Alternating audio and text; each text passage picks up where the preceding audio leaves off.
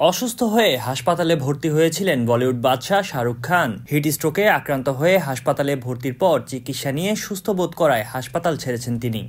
আইপিএলে কলকাতা নাইট রাইডার্সের প্রথম কোয়ালিফায়ার ম্যাচ শেষে হিট স্ট্রোকে আক্রান্ত হয়ে হাসপাতালে ভর্তি হন এই অভিনেতা।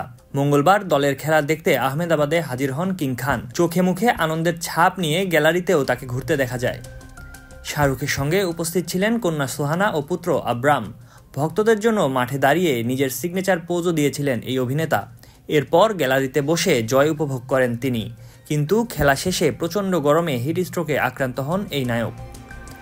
জানা গেছে মঙ্গলবার আহমেদাবাদের তাপমাত্রা ছিল ৪৫ ডিগ্রি সেলসিয়াস। এত গরম সহ্য হয়নি কিং খানের। এর কারণেই প্রচণ্ড গরম সহ্য করতে না পেরে অসুস্থ হয়ে পড়েছিলেন তিনি। পরে কেডি হাসপাতালে ভর্তি হন শাহরুখ খান।